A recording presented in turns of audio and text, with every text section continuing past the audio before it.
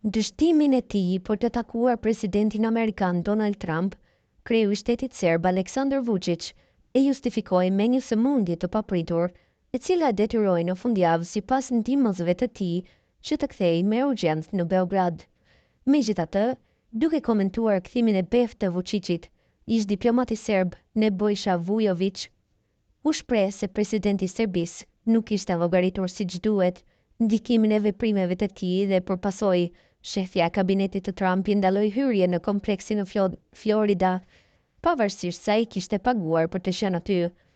Shtetet e Bashkuara dhe presidenti Trump janë më të fokusuar në raportin personal me Putinin.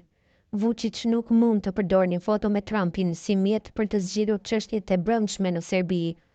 Ai shpresonte që me një fotografi në Florida të zbuste presionin nga Europa dhe të siguronte rrugën drejt Moskës, por duke u përpikur të pozicionohej mes Trumpit dhe Putinit, ai ia zuri vendin Trumpit si figura udhëheqëse përballë Europës, mosohet tek thënë Vujović. Dhe njeriu që frenoi këtë plan të Vučićit është e sprovuara në lojrat e pushtetit. Suzy Vilas ka drejtuar për gati 10 vjet firmën lobuese Ballard Partner.